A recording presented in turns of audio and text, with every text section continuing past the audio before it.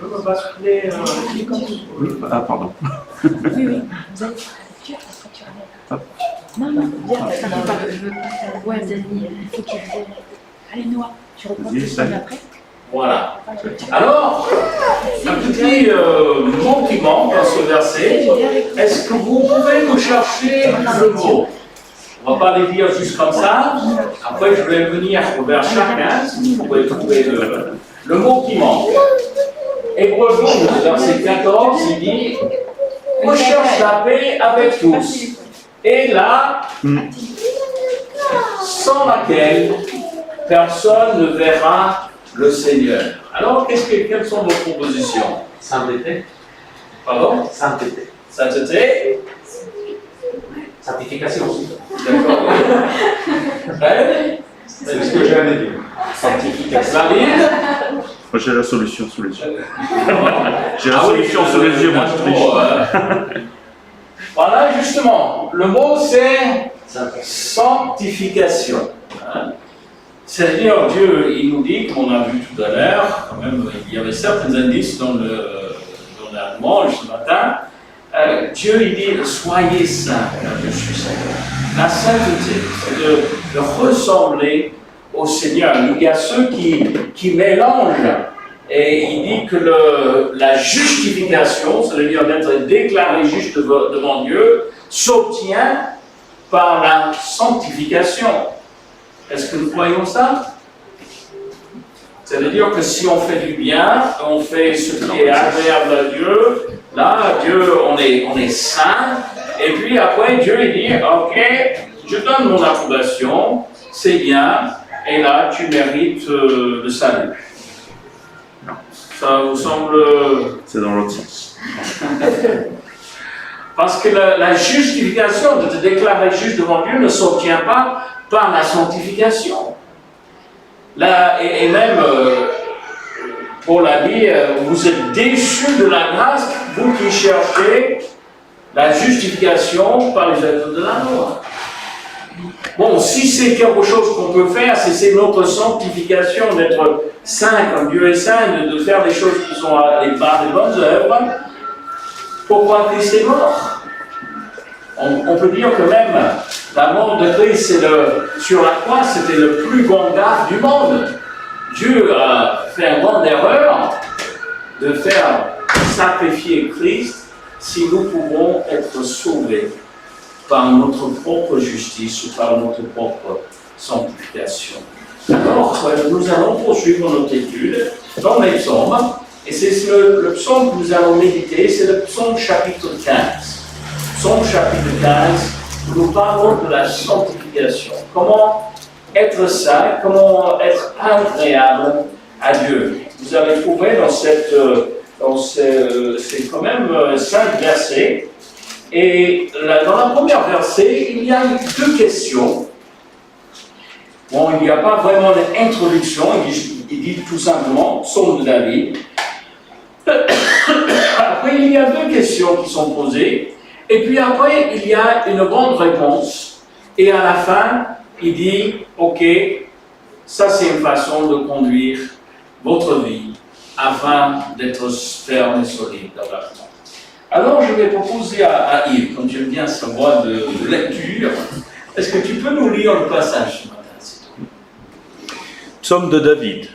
Ô Éternel, qui séjournera dans ta tente? Qui demeurera sur ta montagne sainte? Celui qui marche dans l'intégrité, qui pratique la justice et qui dit la vérité selon son cœur. Il ne calomnie point avec sa langue, il ne fait point de mal à son semblable, et il ne jette point l'opprobre sur son prochain. Il regarde avec dédain celui qui est méprisable, mais il honore ceux qui craignent l'Éternel. Il ne se rétracte point s'il fait un serment à son préjudice. Il n'exige point d'intérêt de son argent, et il n'accepte point de don contre l'innocent. Celui qui se conduit ainsi ne chancelle jamais. Très bien, merci beaucoup.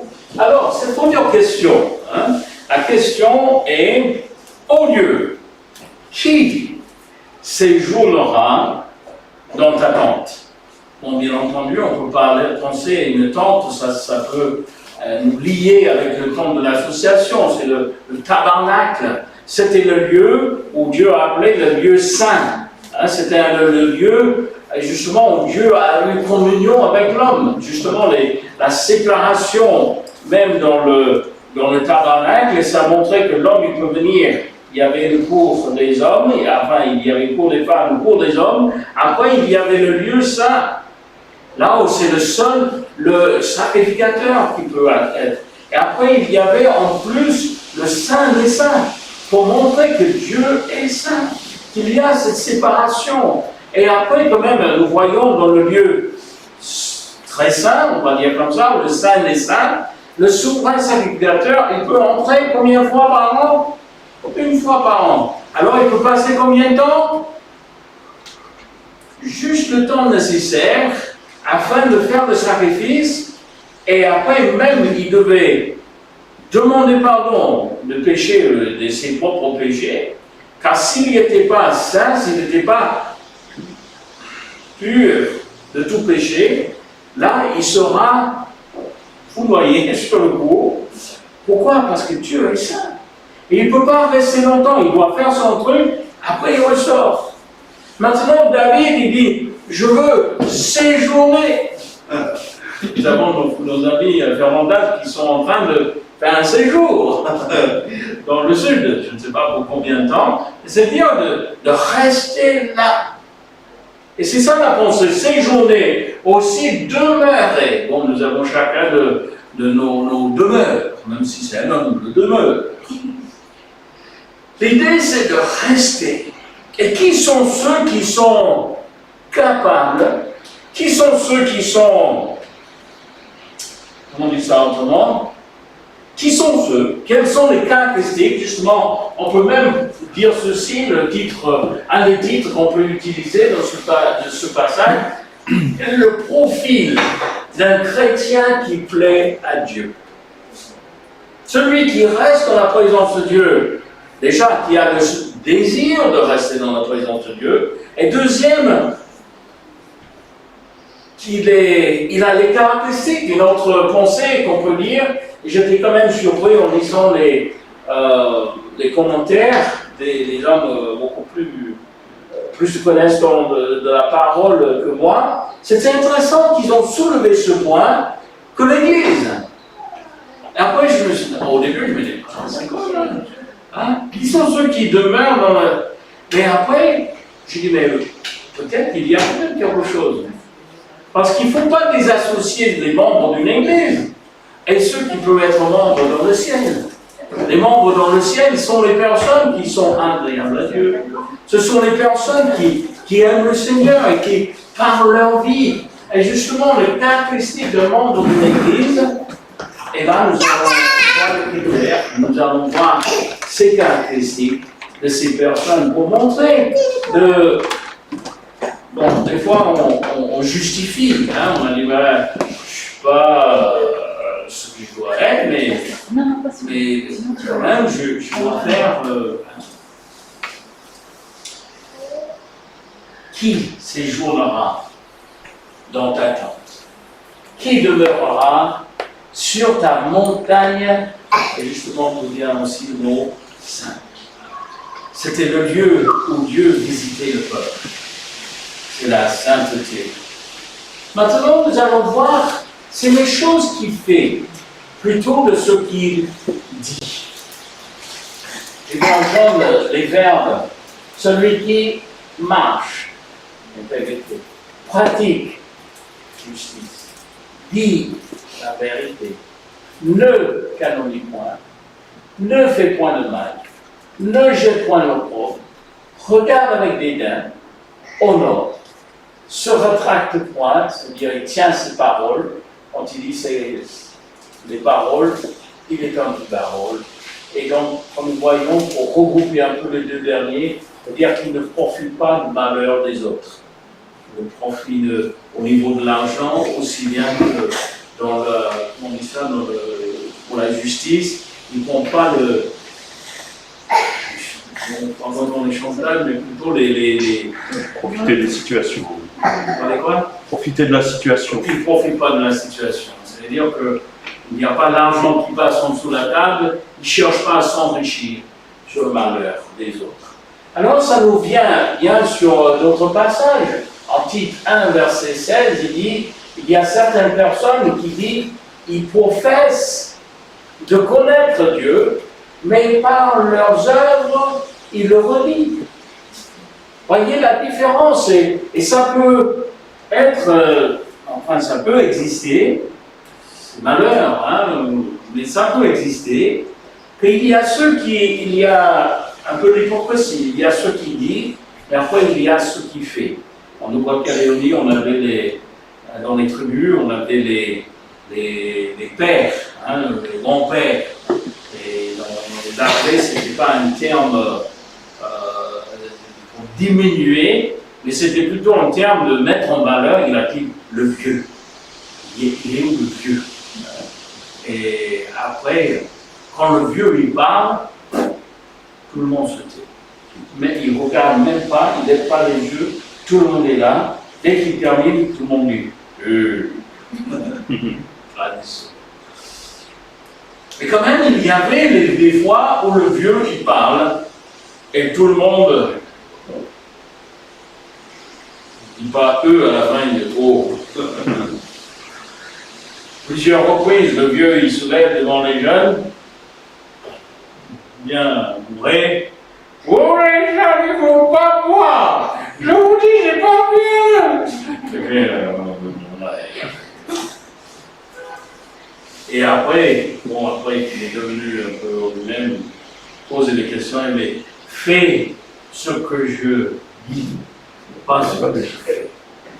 Mais quand il y a un décalage, c'est pas une chose qui est agréable à Dieu. Regardez en Matthieu chapitre 7, verset 21 plutôt, ceux qui me disent Seigneur, Seigneur, n'entreront pas tous dans le royaume des cieux, mais celui seul qui fait la volonté de mon Père qui est dans les cieux.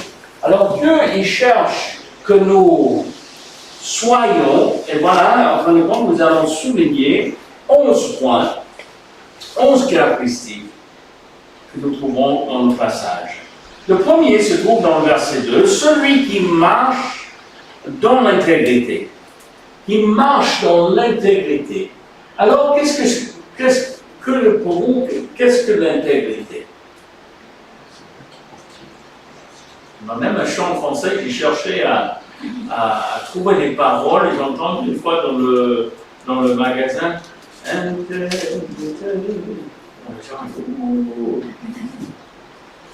d'être intègre. Entier, ok. Ouais, il y a les sens figuratifs et aussi le caractéristique d'une personne. Le caractéristique de quelqu'un qui est intègre, c'est quelqu'un qui est droit, ok. Constant,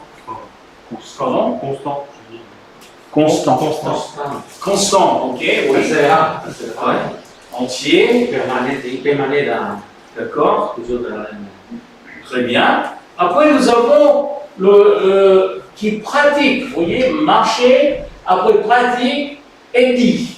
Bon, justice, on a quand même Fabrice, qui est policier, il doit reconnaître la loi, il doit souligner ce qui est juste et qui dit la vérité selon son cœur. Alors ici, dans cette première partie, dans ces 3 premiers, nous voyons ce qu'il fait et ensuite comment il est. Alors, qu'est-ce qu'il fait?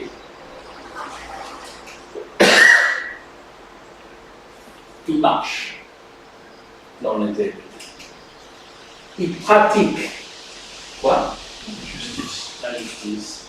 Et il dit la vérité. Premièrement, il marche dans l'intégrité. Alors, un homme intègre, bon, combien de...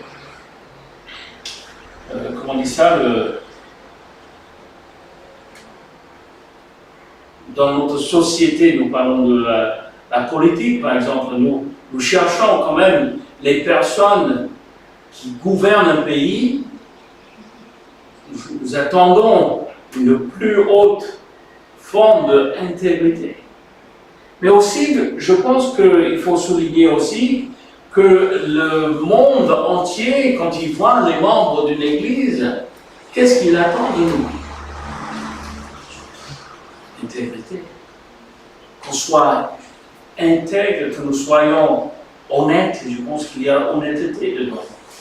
Quelqu'un qui est intègre, c'est quelqu'un qui est une personne fiable. Bon, par contre, nous connaissons nous-mêmes. Hein? Nous connaissons, et même l'apôtre Paul, il a dit, mais qui me délivre de cette corps de chair? Nous avons ces souhaits, nous avons ces désirs, nous avons cette grande désir de plaire à Dieu, mais en nous, il n'y a rien de bon. L'intégrité, quelqu'un a expliqué l'intégrité, il a dit, c'est quand on fait ce qui est bien sans réfléchir, inconsciemment. Quelque chose arrive, non, je vais faire ça, je fais ça. Intègre. Il y avait quelqu'un qui jouait de golf, vous connaissez bien, et c'était un moment quand il devait, en fin de compte, c'est le somme pour gagner, c'était dans les, je pense que c'était 108 000 euros. C'est la gagnante. Bon, il y avait les joueurs, ils étaient plusieurs, il y avait 3 ou 4 qui étaient à peu près le même niveau, même point, ils sont arrivés sur le dernier trou, et puis là, quand il arrive pour faire le dernier petit pot, hein, c'est de faire entrer le petit pain dans le trou, quand il s'approche, il y avait un des messieurs, quand il s'est approché, quand il a posé comment on appelle le club, quand il a posé par terre, par petite erreur, le club a touché la malle. Normalement, si ça t'arrive, tu dis, ok, tu touches la balle et tu enlèves un point. Tu ajoutes un point. Ce qui fait normalement, les golfeurs, ils ont une petite astuce, si ça arrive et ils voient tout de suite, qu'est-ce qu'ils font? Ils font comme ça, comme s'il y avait une abeille, ils commencent à les déranger, après ils tournent les yeux, ils regardent tout le monde autour, discrètement, pour voir si quelqu'un a vu. Et si personne n'a pas vu, il est c'est bête là. Après il retourne. Quand même, 108 000 euros! Mais lui non. C'est arrivé, il lève la main. Ajoutez un point pour moi. Qu'est-ce qu'il y a? Ouais, quand j'ai posé le club, j'ai touché là.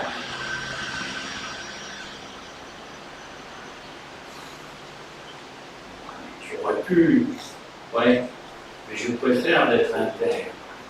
Je préfère d'être honnête que de gagner sur le vêtement. Vous savez bien que tout le monde se rappelle beaucoup plus de lui que de celui qui a gagné. Pourquoi? Parce que l'intégrité, c'est quelque chose dans notre monde qui a un bon nom. Être intègre. La Bible parlait de Job, qu'il est un homme intègre, craignez Dieu, droit devant Dieu. Ô Seigneur, fais de nous les hommes et les femmes intègres. Après, de pratiquer la justice. C'est une chose de connaître la justice, de connaître ce qui est bien. Et même la Bible dit, celui qui sait faire ce qui est bien et qui ne le fait pas, mais un péché. La justice, il pratique. C'est la pratique, c'est pas quelque chose qui lui arrive de temps en temps. C'est une habitude, c'est une façon de vivre. Et après, qui dit la vérité. Ouais, une maman pose la question à son fils, il a dit, mais fisto, qu'est-ce qu'un mensonge? Après, il a pensé les passages dans la Bible, il a dit, Mais un mensonge, c'est vraiment une abomination contre l'Éternel et un très proche ami dans le moment difficile.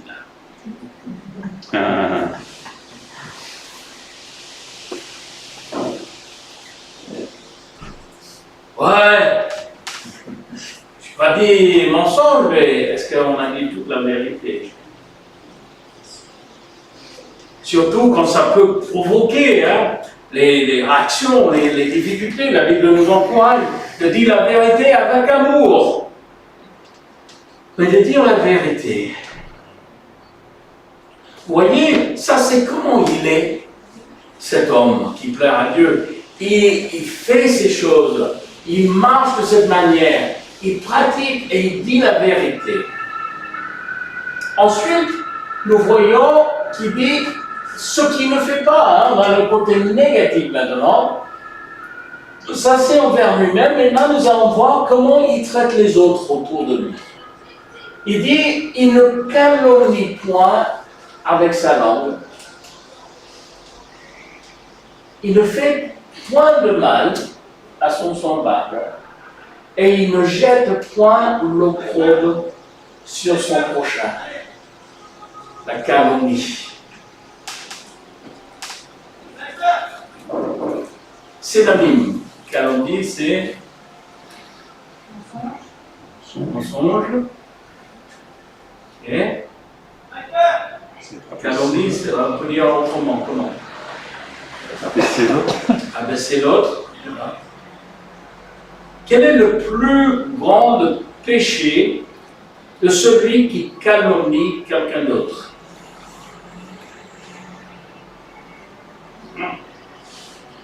La racine. Je veux dire autrement, qu'est-ce qu'on fait pour ceux qu'on aime? S'ils sont dans l'erreur ou si quelqu'un les reproche de quelque chose, qu'est-ce qu'on fait pour ceux qu'on aime? Des exhortations. On les justifie, on les encourage. on les justifie, on les supporte, on les aide à... C'est-à-dire qu'on les protège. Oui, s'il te plaît. On protège les personnes qu'on aime. Si on aime quelqu'un et on dit, mais là il a fait, ouais, mais tu sais. Mais quand on n'aime pas quelqu'un, bah, tu as vu lui là. Ah, combien c'est humain, hein? Pour baisser l'autre afin de gagner. Et si on est obligé de baisser l'autre afin que nous soyons élevés, et que ce n'est pas nos propres mérites qui nous fait élever aux yeux des autres, on est mal barré. Il y avait 2 présidents à un moment donné aux États-Unis qui. Il y avait l'élection, tu sais. Bon, il y a toutes les stratégies de pouvoir gagner la popularité.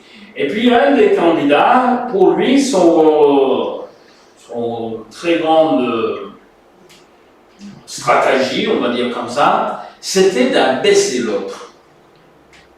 Ouais, il fait ça. Vrai ou faux, il avait abaissé. Après, il y avait un journaliste qui est venu vers ce monsieur, j'ai oublié, peut-être c'était Lincoln. Peut-être. Et puis en fin de compte, il est venu, il a dit, mais qu'est-ce que tu penses, Roosevelt, je ne sais pas. Mais tu sais, qu'est-ce que tu as à dire sur votre vis-à-vis, sur le monsieur, qu'est-ce que tu penses de lui? Ben, vous savez, je crois que c'est un homme de bien, il a certains avis, on ne partage pas exactement, mais dans ce point-là, je pense qu'il est bien. Dans ce point-là, je pense qu'il a quand même du mérite. Voilà, Après, le journaliste il est revenu, il a dit, attends, t'as pas entendu ce qu'il a dit sur toi? Il dit, oui, j'ai entendu, mais tu demandes son avis par rapport à moi ou mon avis par rapport à lui. Il n'a pas permis que l'avis de l'autre par rapport à lui, que ça change son avis par rapport à lui. Je pense qu'il y a beaucoup d'intégrité là. Et aussi de ne pas entrer dans le jeu. Quelque part, on peut dire chacun doit rendre compte devant Dieu pour lui-même. On ne doit pas rendre compte devant Dieu pour ce que l'autre nous fait, comment il nous traite. Mais on doit, c'est lui, hein. Mais nous devons rendre compte devant Dieu pour notre façon de réagir. On ne peut pas se justifier de faire du mal, car suite à quelqu'un qui nous a fait du mal. Et justement, il ne fait point de mal. Bon, la parole, hein, on parle souvent de la parole en Jacques, il dit, mais la langue, c'est une feu. Hein, qui peut le contenir? La langue, elle est tellement... c'est un petit membre, mais ça peut embraser les forêts. Bon, Yves, il a connu ça, hein, avec... quoi, les morts, comment on dit ça? C'est Le massif des morts. Le massif des morts, et juste une petite allumette. Et après, vous avez vu aussi bien que dans vos familles, aussi bien dans d'autres domaines, où juste une petite parole, une petite médisance, une petite... combien ça a provoqué des grandes difficultés. La Bible dit, veille sur ta langue. Qu'aucune mauvaise communication soit de votre bouche. S'il y a Dieu, c'est-à-dire que s'il faut parler, qu'il soit quelques bonnes paroles, qui rendent une grâce pour ceux qui l'entendent, selon Éphésiens. Est-ce que notre langue est un problème pour nous? C'est drôle, hein? Qu'est-ce que Dieu a fait pour nous, pour tenir la langue? Essayez de tenir votre langue, hein? Vous avez des masques, hein? Eh bien, que le Seigneur, on peut regarder ces masques, et si vous voyez une masque qui filtre les mauvaises paroles, il faut en acheter, hein? Emmène-les pour nous, que le Seigneur nous aide de filtrer, hein? Et quand on vient, hein? C'est très bien de dire, mon gars, que des fois de le tenir quand on est en colère ou autre. Et qu'est-ce que Dieu nous donne? Il nous donne les gencives, il nous donne les dents. Et si c'est pas assez bien, parce que là, quand même, on peut parler. Mais après, il nous donne les lèvres. On a trois choses pour nous aider à... Mais la Bible dit que personne ne peut le contenir. C'est le monde. Le monde de l'iniquité, il est embrasé. Veille sur nos paroles. Parce que je peux vous dire, vous connaissez très bien, une fois que c'est sorti, je mets mon cours après. Bon, ça nous arrive dans la famille, hein. On dit une mauvaise parole, on place une mauvaise, et ça y est. Mais je ne voulais pas dire ça, excuse-moi. Ouais, mais t'as dit, hein. Tout simplement, tu penses que tu parles de moi, et puis après, c'est fini. Oh, Seigneur, garde-nous. Ben, je dois dire la vérité, hein, il faut parler franchement. Oui, mais passe quand même par cette filtre. Est-ce que je dois le dire? Est-ce que c'est vrai?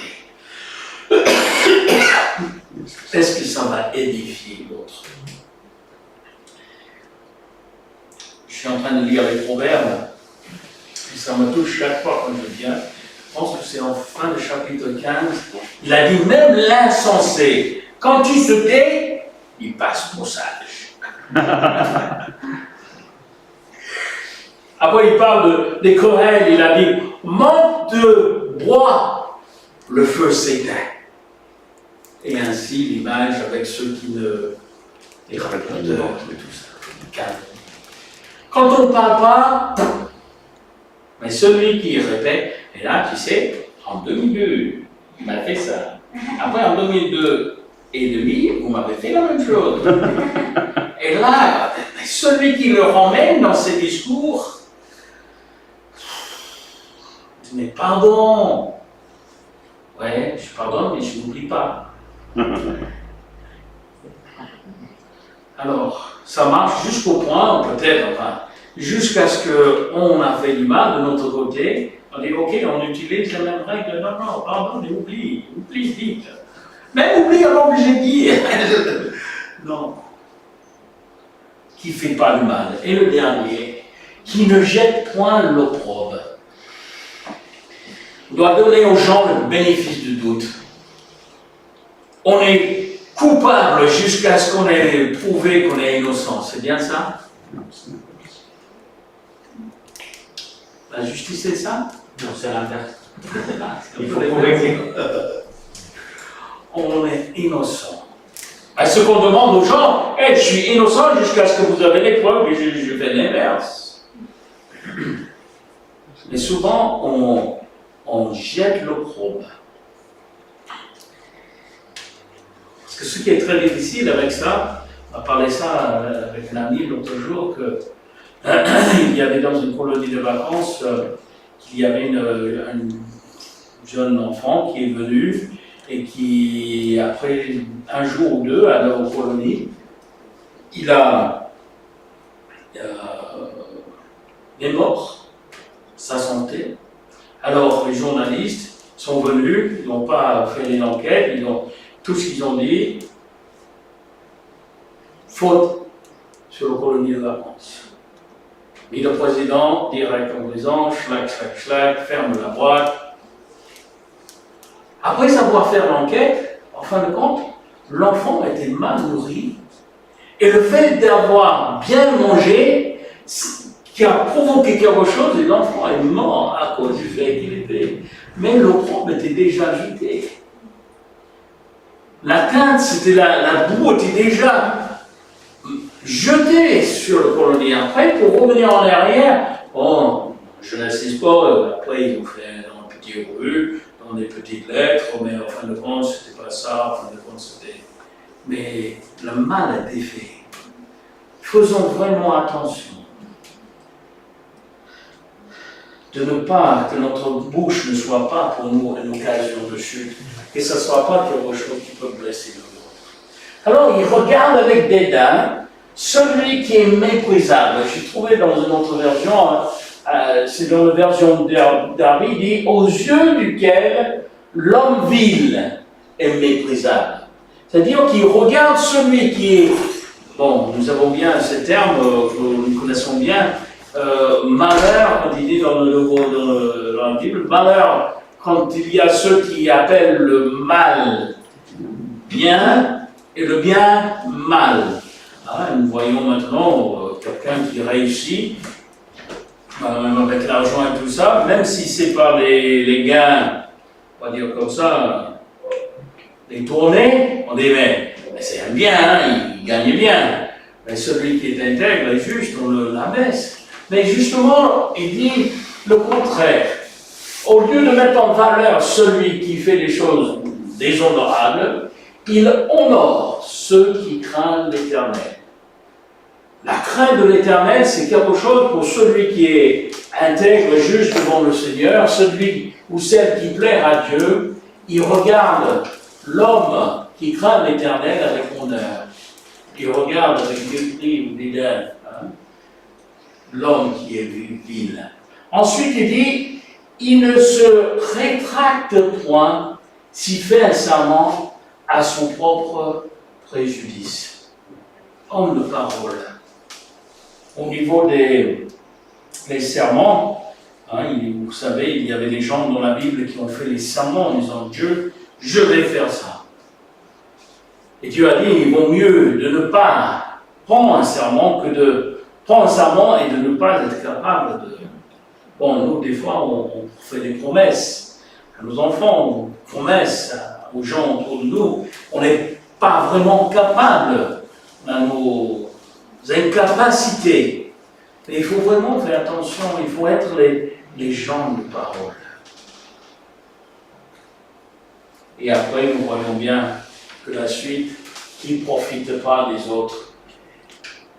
Il n'exige point d'intérêt de son argent, il n'accepte point et donc contre l'innocent. Vous vous rappelez bien que dans l'Ancien Testament, avec les enfants d'Israël, il y avait une loi que Dieu a donnée. Si ton frère est dans les difficultés, qu'il n'a pas bien géré son argent, il n'a pas, voilà. Alors, tu lui prêtes, mais pas avec intérêt. C'est-à-dire, je ne veux pas que nous, on dit ça, marcher sous le coup ou avancer matériellement sur le malheur des autres. Justement, ça peut arriver. Nous voyons Néhémie.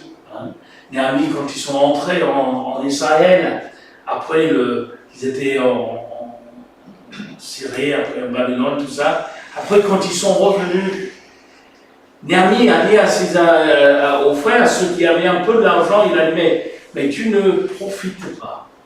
Tu donnes pas l'argent avec intérêt. Quand même, de savoir qu'il y avait même certaines qui ont vendu leur terrain, ils ont vendu même leurs enfants. Ils sont devenus eux-mêmes esclaves. Alors Dieu, il voit toutes ces choses.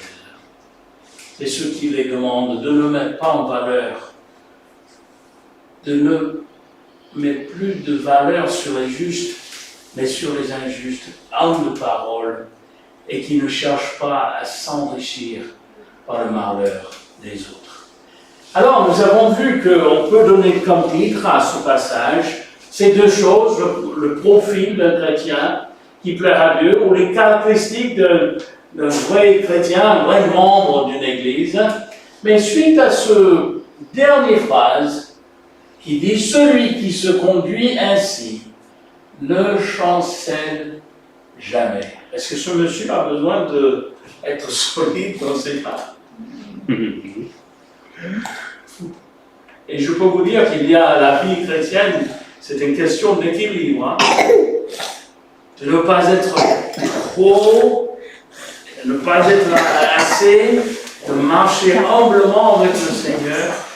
Et justement, nous voyons un autre titre qu'on peut mettre, comment assurer la stabilité de notre vie. La Bible dit, celui qui fait ces choses, il y avait ces non-points. Il a dit, celui qui fait ça, il chancellera pas. La Bible parle du juste. Même s'il tombe, le Seigneur le relève. Le Seigneur le tient. On ne sait pas à dire qu'on ne va pas avoir les hauts et les bas. Mais si on fait ces choses, et si ces choses sont en nous, Dieu est glorifié. Et nous pouvons avoir l'assurance devant lui. On peut avoir cette paix dans le fond de nos têtes. Malgré tout ce qui ne va pas autour de nous, on peut rester droit devant le Seigneur.